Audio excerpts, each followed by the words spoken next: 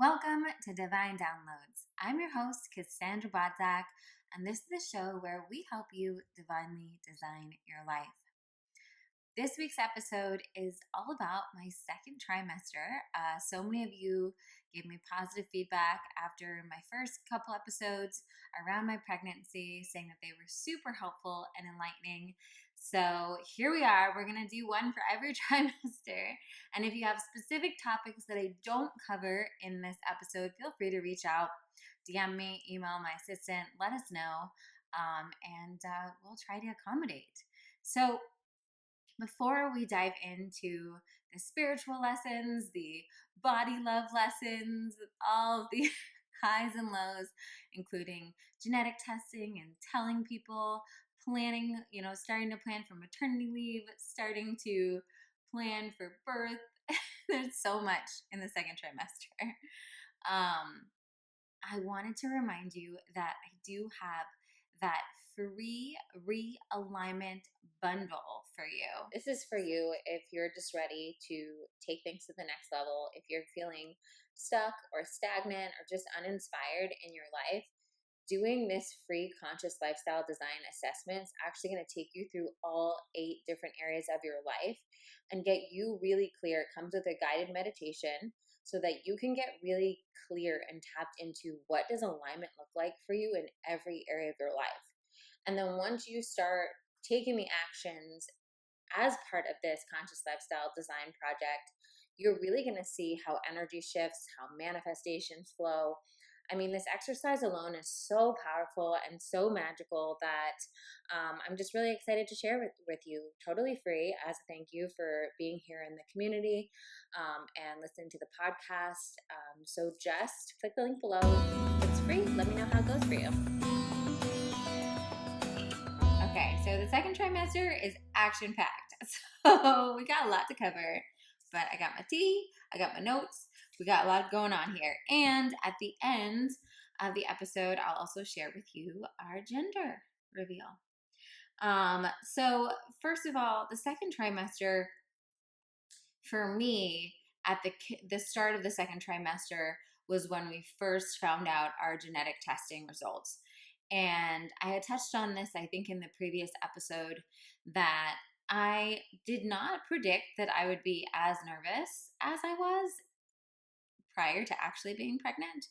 And so I chose to really wait to tell a lot of people in my life until after we got the genetic testing results back. And the genetic testing results pretty much just test for serious genetic conditions. Some conditions that might make the fetus non-viable to full term, and some conditions that would just like things like Down syndrome, or of course I'm blanking on the thing. Some things that would create difficulties in early life or just in the life in general, for the parents to be aware of, so that they can consider that when considering their birth plan and newborn plan and all of that jazz. So needless to say, a very nerve-wracking time.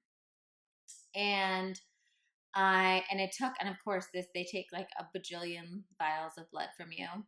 And then it took like 2 or 3 weeks for us to get any answers. And I've had friends from other states. We did it in California, but I have had friends from other states have more efficient turnaround time with that. But for whatever reason, it took us a long time. And those were some really hard weeks of just kind of wanting to know, and then also being in this interesting time because you're after that first trimester, 12-week mark where you're more nervous. I think the most nervous about miscarriage during that early time. And then you're into the second trimester, and by this point I was really itching to tell more people.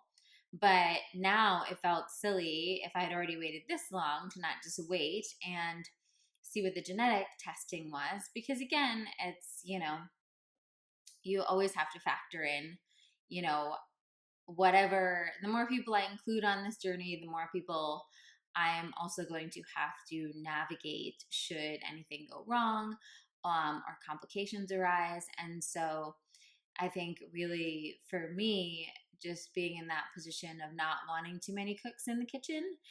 If there was something that me and my husband and our, parents, our immediate family were going to have to be dealing with or deciding something on or figuring something out or whatever it might be, I don't know.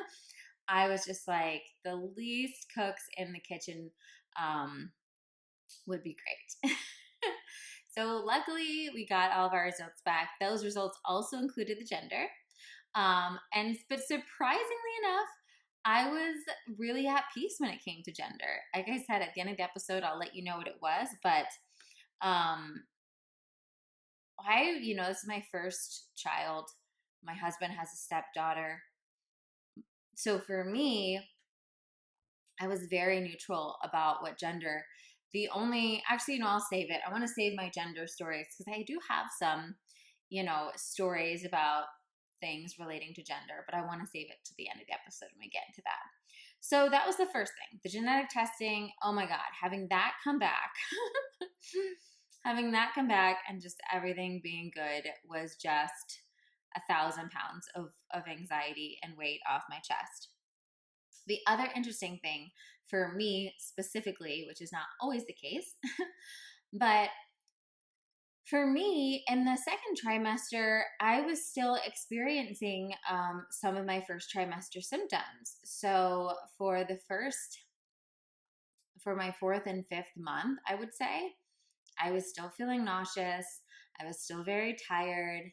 I had, it just kept on going. And one of the things that was really hard for me was that so many people that had been pregnant, that I was friends with or had talked to, were all telling me that, well, the second trimester is the best. Like, this is as good as it's going to get. It's never going to get better than this, right? And that was really not my experience in the beginning. And what a divine lesson in just trusting our own paths and trusting the divine timing of our own journey. Because for me, I would say from month 6 and now I'm in month 7 as I'm recording this. These past 2 months have been my best months thus far, where I have felt really good. I've had good energy. I still probably need a little bit more sleep than I would have pre-pregnancy, but for the most part, I'm good throughout the whole day. I rarely have nausea anymore. And things I feel chill, So that little honeymoon period came a little later for me than for some people. And I think that's one of the other reasons why, I think pregnancy is such a journey, just as I'm sure motherhood is too, in a really, filtering information and trusting that, each of our journeys is individual. And so I have friends, just to be completely transparent, that have been nauseous and struggled the entire pregnancy, right? And then I have other friends that never were nauseous their entire pregnancy. So I think you totally learn bio-individuality and even pregnancy individuality, because I've had friends with multiple children that every single pregnancy was a totally different experience. And we're going on the soul's journey of that little soul that's coming in, but also our karmic path around this pregnancy and what it's meant to feel like for us and what needs to happen. For me, one of the spiritual things that I intuited around a lot of the food aversions and morning sickness and exhaustion and things that I went through for the first 5 months was really feeling like this is just a very high vibrational soul that's coming into my body that is needing to purge and detox some of the things that I may have had in my system from, my lifetime, or for environmental things or whatever it was, right, that were not in alignment with it. and also getting really clear on, what foods were like allowed pass go and which ones weren't. And when I sunk into that truth and really honored that, I was like, okay, this soul and its vibration is simply moving my physical being through the process that it needs for me to, grow and develop and hold space for this little baby while it's in my body. Because we are very much still, holding and forming the energetic vibration of the physical element of the baby while we are pregnant. And, there are different schools of thought as to when the baby's soul comes into our body. In Kundalini Yoga, they say on the 120th day, which is about the 4th month of pregnancy, that the soul will enter the body. There is also um, the theory that during actual labor and birth, the mother's soul goes back out into the great beyond, gathers the child's soul, and brings them back into the body for when they, leave the womb. I personally really, I believe that the soul, or like what kind of has come through intuitively for me, and this isn't, fact or anything like that, but I really believe that when we conceive, there is a soul that is connected and assigned to the body that we are building inside our womb. And that if for whatever reason that body is not viable through whatever physical reasons and we miscarry, or someone makes the choice to not have that pregnancy continue, then I think that soul still hangs out there and waits for the next opportunity, whether that be through our vehicle or through another vehicle that's aligned with them. I think that soul hangs out. I think if we continue with the pregnancy, my feeling is that soul is kind of with us, watching over us for the majority of the pregnancy, and then picks when they want to kind of come in and be in that body. But I think they go in and out of that body that's being created inside of us throughout the pregnancy, and then ultimately really fully mend with that body before birth. That's my just intuitive thought. But again, I think it's an interesting experience because, when you're pregnant, and I've talked to some of my other spiritual girlfriends who have been pregnant about this, is that you may think that there's something wrong if you don't feel like such a strong connection to the energy of your womb space during pregnancy. And I think for at least what me and my friends have kind of thought on this is that when we're not feeling that connection, a lot of times it's because the soul hasn't really fully melded with the body, the physical body that we're building. And so it's helpful to speak out loud.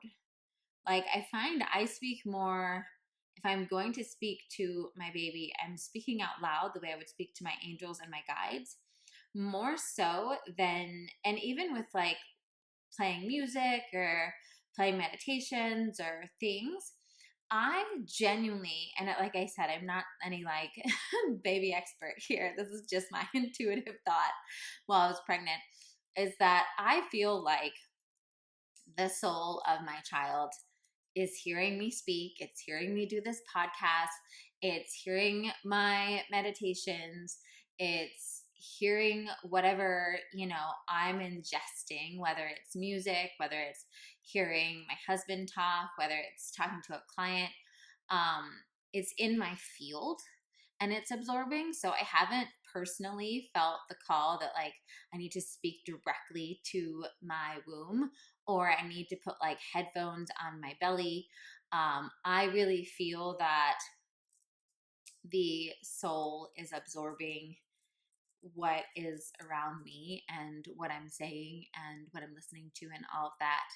But anyway, that was kind of a tangent. That was a bit of a tangent, but that's kind of how I felt. And also, just for me, I think trusting the moments where I feel called to connect, specifically, and then also trusting the moments when I don't. And, for me, that theory that the soul's kind of going in and out and knows that, at the end of this journey, they are going to forget their entire experience outside of Earth, right? And come into this body and have this new karmic lifetime ahead.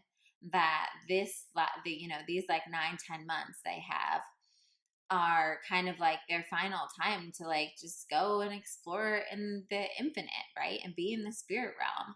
And then like pop in, maybe check on me, check on how their body is being formed and how that's going. And then pop back out. But that's been my kind of experience with that. I do think that if there is something specifically we want to connect with them on, we can call upon them just the same way we call upon like guides and angels and stuff. So if we need their assistance with something or we want their guidance, I've definitely called upon my child to help me with the naming process, because I really want to choose a name that they feel is really aligned with them, not just one that I like or my husband likes or is trendy or anything like that. For me, I feel really lucky to have a name that has always felt really me and really aligned. And I hope to be able to give that gift to my child. Okay. What else? There's some more. Second trimester. So similarly to the symptom stuff, what also was a little bit different, and could be because it was my first kid, could be because I'm, pretty tall. It took me a while to really show. I would say not until the 6-month mark was there really much of a hint that I was pregnant. Up until then, I mostly just felt bloated. If you saw me in a bikini, you would probably think that I ate too many burritos, but there wasn't like a clear, I'm pregnant. And then even at the 6-month mark, it was a small but more like bump size thing that, depending on what clothing I was wearing, would dictate, actually my very last work event that I did in Barcelona, which I was towards the very end of my 6th month. And it wasn't until the last day where I wore, well, I had like a jacket that the company wanted us to wear or whatnot. And then on the last day, I wore a more like form fitting t-shirt and shared with some of the people that I had gotten to know about it. And most of them were like, wow, like I would not have guessed it all week, right? And so this is really interesting. One, because again, it just shows you like everybody's journey is different. Generally, I had discovered through my research that first time moms show a little bit later on, and then if you have a second kid, you show faster, which makes sense because if you think about it, it's your ab muscles, right? So those muscles have never been stretched to this limit before. And it's totally amazing to watch them stretch and to watch your body grow in this way, especially if you're like, for me, I've never seen my body like grow on any level close to this. I've been relatively the same size, give or take, um, you know, since I, finished puberty. I haven't really, maybe I've lost some weight here, gained muscle here, but there's been no drastic body things for me. And so it is very wild. Even when you start getting the little bump, it's very wild, I thought, at least. And so anyway, so not showing till later, it's kind of weird because I think that also impacted me waiting to publicly share more about it. Because I remember thinking, like, okay, well, even when I took my reveal kind of photos when I was in Paris after my Barcelona trip, I was literally at the end of the 6th month, beginning of the 7th month of my pregnancy, I think, at that time. And the photographer put me in certain positions to show the belly more. And there are some photos from that shoot where I don't look pregnant at all just because of the way I'm sitting or the way I'm standing. And we really had to actively like push out the belly and put my hands on it and try to get these angles that would show the bump. Which, if you think about it, going on like into your 3rd trimester feels kind of crazy. And I think it also it makes the like mind body connection of like I'm pregnant take a little bit longer. I think really once my bum started showing and I started really looking a little bit more pregnant and fitting more pregnant, because first of all, it's not like you can just fit into all of your clothes either. Like the first 6 months, it is like if you've ever like eaten something that really, did not digest well and your stomach is bloated, you probably can't fit into your jeans comfortably. You probably don't like how certain shirts look on you. So you don't have the option of looking like that was one of my, struggles where some of my girlfriends, popped and had this cute little belly right away. And so they like jumped right into like the maternity leggings and like crop top, like whatever, and all these like kind of cuter things to show off their bump. And I was like, dude, I just look like I ate too much last night. I'm not gonna look cute if I do that. And so totally a body love journey, especially for me in those earlier stages. I think now that I am 31 weeks as I am recording this, and I am most obviously pregnant right now. I feel more confident. I'm not going to say there's still days where like I'll try on certain things and I just don't love how I look in certain clothes, but it feels better than when I was in the awkward stage of like not feeling like myself, but also not quite feeling full pregnant either. And also mentally, it's weird. It's weird because it's like, it feels like your pregnancy is an intellectual concept for a while until you start noticing those physical changes. And even when it comes to like breast size, like that's something that I think different women get at different points.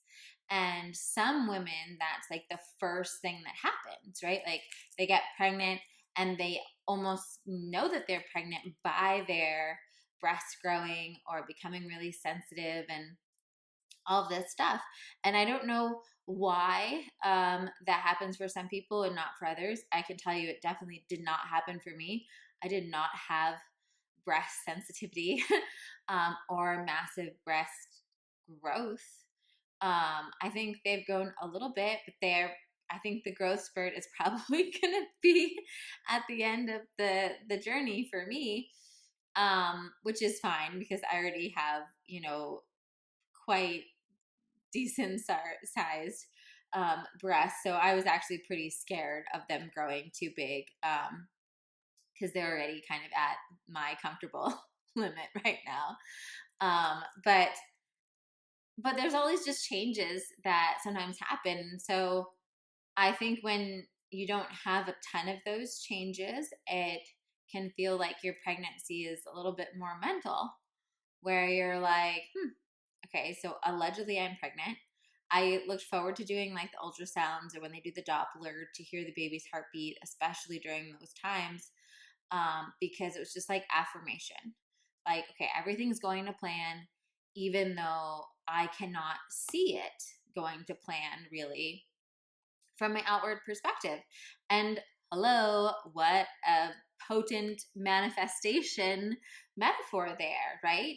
Is really trusting and knowing that this process is going on and all of these beautiful cosmic miracles are aligning to create this thing. And you can't even see anything different on the outside. Like for the first 5 months, for sure, it's like, I don't see anything different. If I pee on a stick, it shows a certain amount of lines. It tells me I'm this. If I get this like equipment and I go there, there's a heartbeat or there's a ultrasound, whatever. But that's very much like when we're manifesting something, right? That there's this period of gestation where things are happening that we can't see with our naked eye, that we have to trust. So that was a very a really good metaphor, I think, for me to absorb during that time and to understand. And then the second part of that also, which I think is for anyone that's done a lot of body love work, and you all know that I have, and my whole first book, Eat with Intention, is all about loving your body and accepting your body. And I've come so far over the years with all the work I've done with that. But I'm not going to lie, there are definitely triggers in pregnancy. Um, and like I said, for me, I think most of them were in that awkward in between stage where it felt like I was bloated and I was uncomfortable in my body, which are mostly symptoms of just the hormone shifts that you're going through. So it's a similar feeling if you have that feeling like before your period where you just feel like really bloated one week. But there's not too much you can do about it other than, whatever, like, peppermint tea, going on walks, things like that anyone would do for bloating. But yeah, and just coming back to that, the miracle, it's very similar to the advice that I gave in Eat with Intention around loving your body from that place. When you have a hard time doing that, one of the things to really get like granular with and get down to is reminding yourself of all of the miraculous processes that are going on in your body every day just to keep you alive. And then when you're pregnant, add to that to actually create a new life inside of you, which is just totally mind blowing. So that has been a real anchor for me. And there's also been the anchor of, controlling what I can control. And for me, it has felt really, really good to eat healthy like 90% of the time during pregnancy, to work out every day, to keep my body moving, to invest in whether it is like special Pilates classes geared for prenatal, invest in different programs with different stretches. I've been doing Pilates, walking, the prenatal Peloton workouts, and prenatal cycling on the Peloton. I recently started working with a personal trainer for my third trimester, now that I'm not traveling as much, to really focus on the muscles that will not only be really important during labor, but also just, to keep things so that my body feels strong in recovery, right? And helps my body bounce back and have that memory. And I've also been doing a lot of somatic work. So I was really called to somatic work while we were still trying to get pregnant, because what it does is it helps release the places in your body where you store trauma or tension. And this can be really effective for weight loss if you're someone that feels like you're, doing the boot camps or, really working out so hard and it's not moving the needle, or even you're gaining weight, oftentimes it's because we're stuck.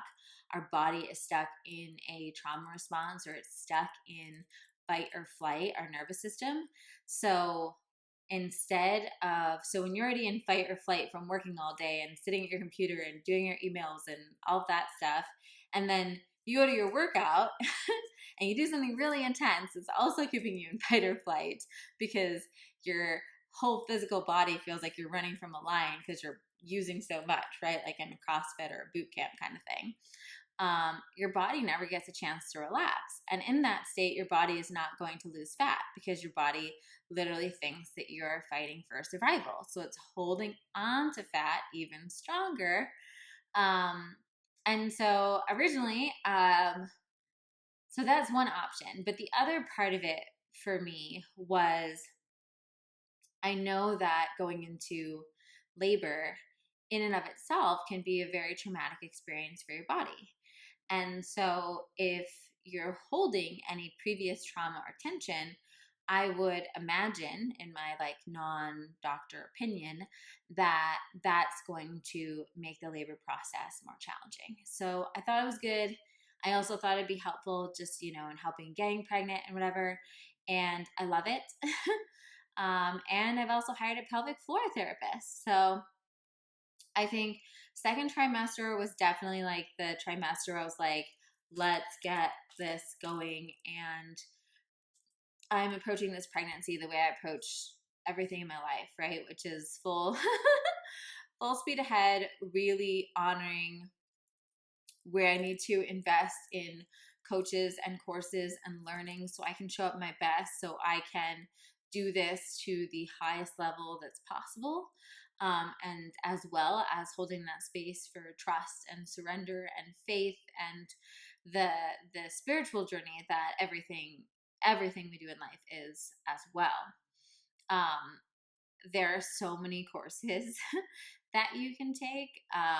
And so that was a big thing, a big part of my second trimester too, was asking girlfriends what courses they loved that made the difference, asking my midwife and my doula what courses that they, suggested, doing my own research, and then deciding on which courses I wanted to select. So I personally ended up choosing a pain-free birth course, as well as a hypnobirthing course. And my doula is affiliated with a course called Spinning Babies. So through hiring her, we did a Spinning Babies private.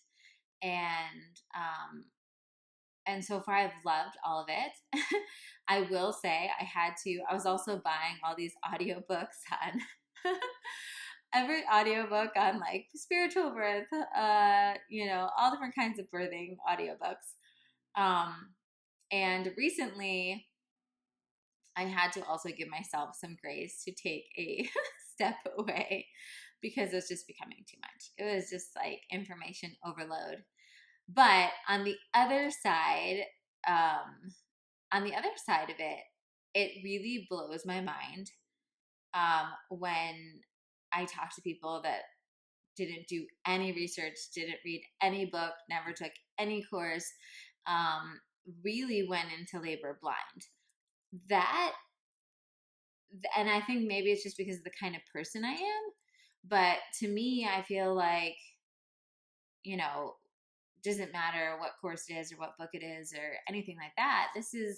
Or if you're going to do a home birth or a hospital birth or a birth center, you're working with a midwife or an OB or a doula or whatever you're doing, there's so much information out there on like all of the options and all of the pathways. And for me, I just think the more informed you can be going into it, the more you're going to receive from the experience. And also the more, you feel confident. And we'll talk a little bit more in our third trimester. We'll talk a little more in the third trimester podcast, I guess, about some of the like specific labor prep stuff. But in general, for me, the more I read and the more informed I've been has really made me feel more at ease and more confident going into labor, and just with the pregnancy in general. Like, I have found that so many of the tips and tricks and things that I've read along the way have just been so helpful. And sometimes it's just comforting to know that you're not alone. And sometimes it's like a practical tool, like, hey, if you're feeling, pain in your lower back, here's 3 different stretches you should do. Or, hey, if you're feeling this kind of pain, like it might be from this, try this. Stuff like that, I just think has been so effective. But I mean, you guys know me. I'm all about like invest in yourself to expedite your process and increase your results, right? When it comes to manifesting. And so that's really also how I live my life when I'm doing something too. And so I definitely feel really, really, really good about everything that I've invested, both time, energy, and financially, to learn a lot. And for those of you that maybe in, a tighter financial spot, there are so many affordable classes and courses and YouTube videos and just books. If you can't, splurge on a whole course or something like that. So there's totally a way to do it for every budget, I think. And for what works for you and for what you feel called towards. I think it's so intuitive, and you have to trust pregnant you. I think pre-pregnancy you, if for those of you listening with the intention of getting pregnant, pre-pregnancy you is going to have a lot of preconceived notions on how you think you're going to feel, how you're going to handle pregnancy, how certain things are going to go. And you have to be willing to just let it all die, let it all burn, and trust pregnant you's flow. Trust pregnant you's intuition. I've had friends that, were like, I'm going to be eating all these vegetables and drinking smoothies, and then they can only like stomach mac and cheese and toast with butter, right? And I've had other pregnant mama friends who were like, all like, I'm for home birth, I'm for this. And then when they got pregnant, like really felt like they wanted a hospital birth, right? And vice versa. So I think you just have to trust where your intuition is guiding you and your pregnant intuition, and release any preconceived thoughts or plans that you may have had before entering the pregnancy.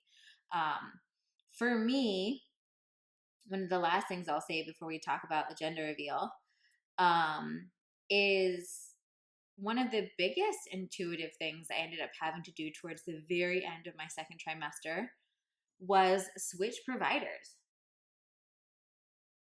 And that was so so nerve provoking, so anxiety inducing. But now on the flip side of it, I am so glad. And it's funny because after doing it, I've randomly connected with other moms that did the same thing, as late as I did or even later. And we're also really glad they listened to their intuition on it. So in my example, I had chosen a midwife group that was connected to a birth center, that was connected to a hospital. And the midwife group did a thing where there's like 6 or 7 of them, I forgot how many, and you were guaranteed to get one of them during your labor, but you wouldn't know which one it was. And so they suggested rotating who you were seeing while going through all of your checkups and appointments. And when I first heard this, I was already disappointed, because part of the reason I wanted a midwife was because most OBs work in a similar fashion to this. So an OB, usually, depending on like if they're part of a partnership or a group, They might have one other OB, or they might have a few other OBs that kind of work in a collective, and they trade off who's on call certain days. And so it's very common that, you're not always guaranteed the OB that you work with. And this is something that, even my husband had talked to me about previously, where he was like, listen, if we need to, because sometimes they'll offer like concierge services or things like that, where you can pay an extra premium to ensure who will be delivering your baby. And so my husband was like, I'm in for that, because I really do think that matters. I think it's important that you feel safe and you feel good with whoever is going to be leading that journey on that day, and not that it's someone that you're meeting for the first time, if you can control it, right? And I agree with that. And so then we get jumped into this midwife group, and I don't know. And so because I was so attached to the idea of this midwife group and this thing, and it was a total pre-pregnancy choice that I had made, I really stuck with it. I went to, through, first and good portion of the second trimester, up till like 22, 3 weeks, with this group. And every single time I would meet with a different midwife. And now there were obviously, just with all humans, ones that I clicked with more than others. There were none that I specifically thought were awful or really didn't like. But with each passing appointment, I got more and more uncomfortable with the fact that, one, I didn't feel like I was building a strong relationship with any of them because I was rotating. And then two, the fact that I wouldn't feel a strong connection to whoever was going to be, helping me in labor. And then I ended up getting sick. in my second trimester. I don't know what it is. I think I caught something from my stepdaughter, and I was throwing up, and I had a fever, and it was really, really bad. And it was the first time in my pregnancy that I was really just scared. I didn't know if what I was going through was going to hurt the baby or whatever. And because of this system this midwife group had, the only thing I had access to was a portal to send an email and hopefully hear within 48 hours. And that really, for me, was, I think, one of the straws that broke the camel's back, was that I was like, wow, the options are literally I either call 911 and go into an emergency thing, or I just have to wait. And so, luckily I was able to do some online research, talk to my husband, who's also a doctor, who's able to talk to some people for me. And, we figured it was going to be fine. And I took a small amount of Tylenol to just keep my fever from getting too high, because that was the most potentially dangerous thing. And hydrated a ton to make sure the baby was still getting enough hydration with my throwing up. But it really hit me that, wow, I don't have a midwife that really cares, that I could just text. It's not like I would need a lot, but being able to have someone that I could shoot a text or shoot a quick call at an appropriate hour, even, just to be hey, 5 minutes, this is what's going on, anything I should do that I'm not already doing, right? And I didn't hear back from anyone for 2 days. And when I went back, after that whole thing, after I was feeling better and stuff, I started interviewing doulas. And when I started interviewing doulas and kind of sharing my experience and sharing about my vision for my birth, unanimously, everybody that I interviewed suggested that I reconsider my birth team, my provider, so to speak, whatever you want to call it. And I got some great recommendations for other midwives that work one on one and specialize in home births as well. And I started interviewing them, and I made a shift to the midwife that I am currently with, and could not be happier.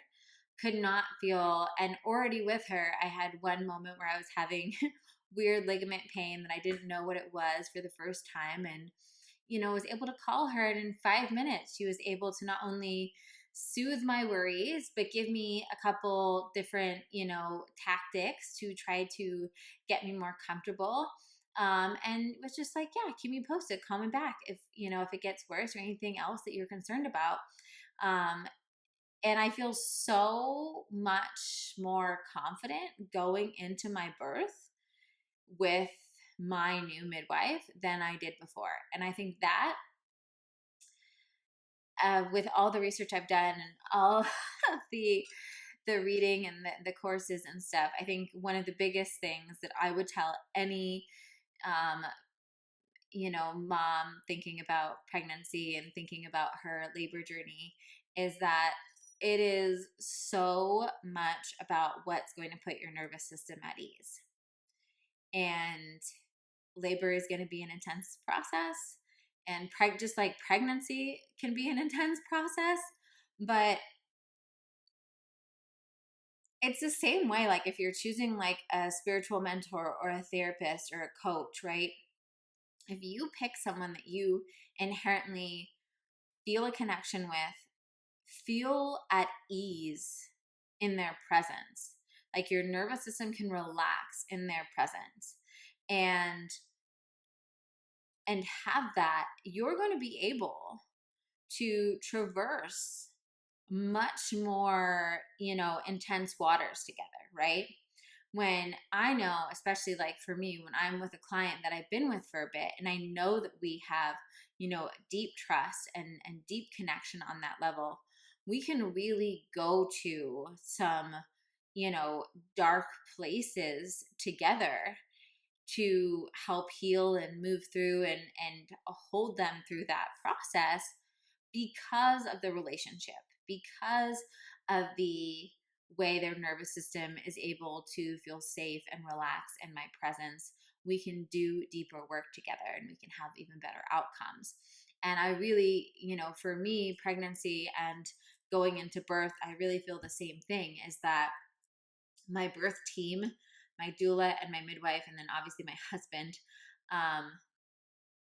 my nervous system feels so safe, can fully relax. And while there are so many things in pregnancy and in birth and in motherhood and in life that we cannot control, that, we don't know maybe why certain, circumstances happen or complications arise or pain or difficulty or whatever's going to happen. We don't know, right?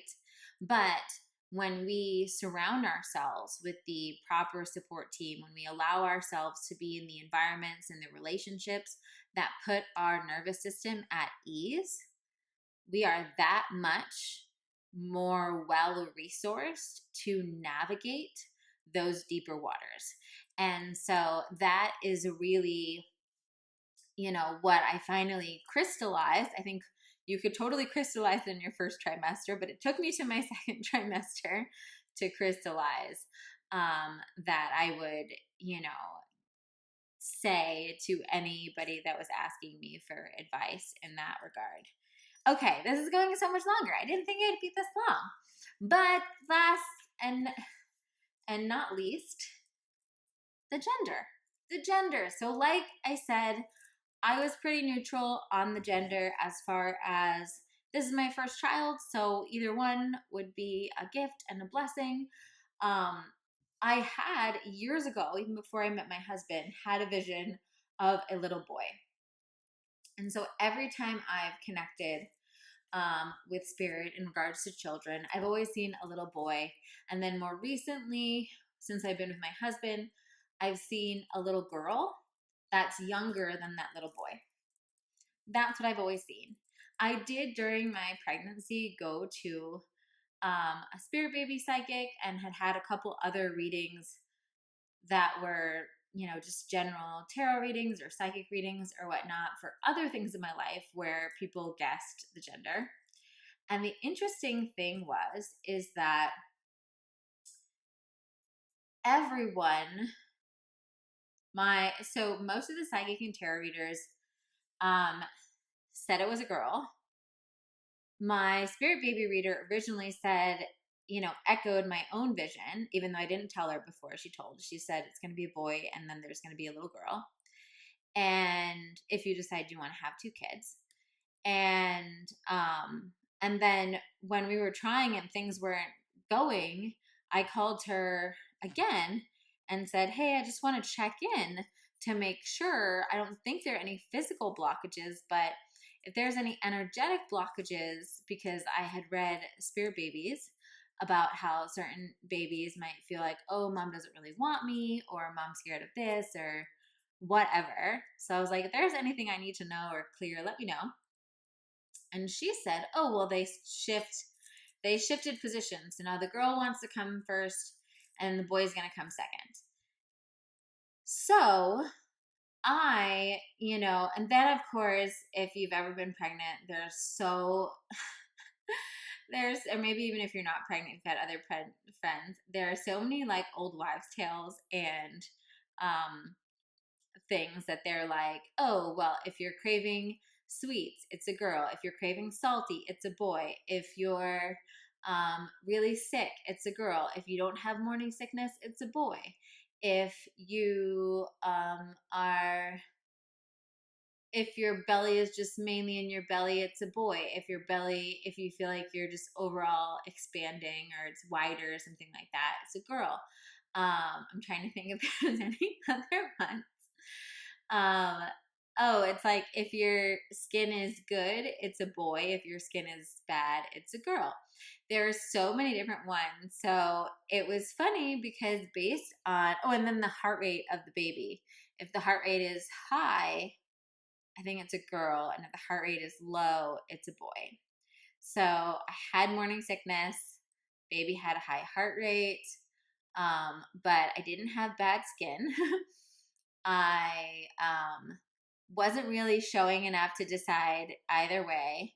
And my cravings were mostly savory, but I was having more, my cravings were mostly savory, and I was having a lot of resistance to any sweetness. I don't know if resistance is the right word. Like repulsion. Like it was more of like an aversion. That's the word. An aversion to sweets. And so it was a mixed bag. I was like, I really don't have any idea. My mother-in-law and my mother both thought it was a boy because they said that they felt like I was glowing and that, my skin was looking good.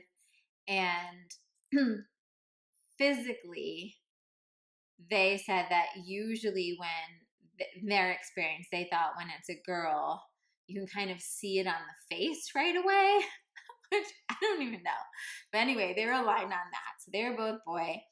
I'm just thinking, just because of how bad the morning sickness is, plus the heartbeat thing, that maybe it's a girl. Plus, I'm a little tainted, I'm not gonna lie, by that spirit baby psychic that was saying that they did like a gender switch or like the positioning switch or whatever when they were waiting. And so for our gender reveal, what we ended up doing, we waited until Christmas. So we waited a bit. And on Christmas, my husband's sister did this really cute ornament making thing where everybody, we were in Poland. We met up with my husband's whole family, extended family, and his sister and their kids and husbands and everything. And so we're in Poland at this little ski resort together. And everyone got to make a Christmas ornament that was either pink or blue based on their guess. So it was really fun they could ask me whatever they wanted, about my symptoms or about whatever. And it was really fun to see everyone's guesses. And then they gave us like a little gift bag They gave us a little gift bag, and I rummaged through it, and then it had either a pink or blue ornament. So they interviewed us before we did it based on what we thought. And I said that I really felt like at this point, I felt like it was a girl. And my husband, hilariously, goes, "It's a boy." And my husband really wanted a boy because my husband has a girl from his first marriage. And he really just like, he was like, I knew he'd be happy no matter what, but he was hardcore manifesting a boy. He would just like, he would talk to the baby like it was a boy. He would just like, keep on saying like our son, our son, our son. And then when his sister interviewed him about what he thought it was and why, he goes, "Well, it's a boy because God told me." Which I don't know, I guess maybe you have to know my husband to know how hilarious that is. But so he stayed steadfast. And then we found out. So I actually found the 30-second clip for those of you guys watching on YouTube. You can see it live. So I'll narrate it for you guys a little bit here. So I have a gift bag and I'm opening up. The first package inside is blue, and then the next one has pink wrapping. And now I'm down to a little gift box that's white and gold, so I still don't know. And I'm trying to get that gift box. Oh my god, I'm gonna throw up. Oh my god, this is fun. Can you stop, Mark? My parents are on FaceTime on the phone. It's a boy! It is a boy. So I don't know if it was my husband's incredible manifesting power, if my original vision that I got years ago of my children was spot on all along and never really changed. And yeah, but I'm very, very excited to be a boy mom. I would have been excited either way, but I do feel like because we do have my stepdaughter, having a boy really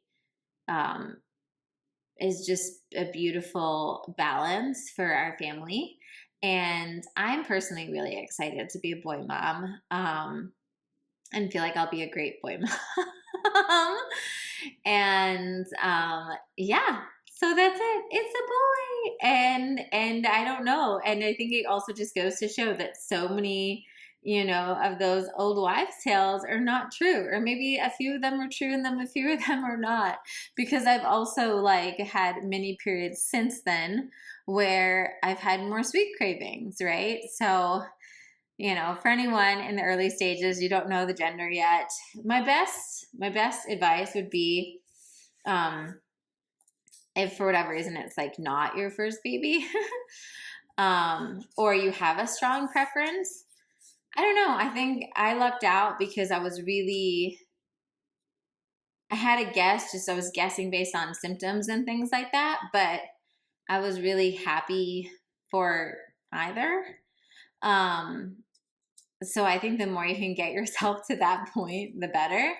But also just like trusting the divine plan that this is the soul that, is here to, that chose you and chose this experience. And I think both genders have their difficulties and both genders have their rewards. So there's something to love no matter what.